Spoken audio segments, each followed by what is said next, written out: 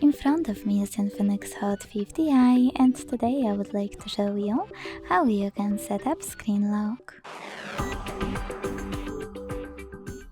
Begin by opening Settings and scrolling to click on Password and Security.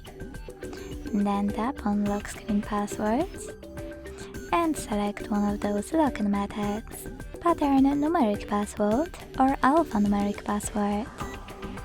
Finally create it, repeat it to confirm it, and hit confirm. Then apply one of those options to manage lock screen notifications and hit done. So when I switch off my screen and turn it back on, icons that pattern is now required. Thanks so much for watching. If you enjoyed this video, leave a like, comment and subscribe. Bye!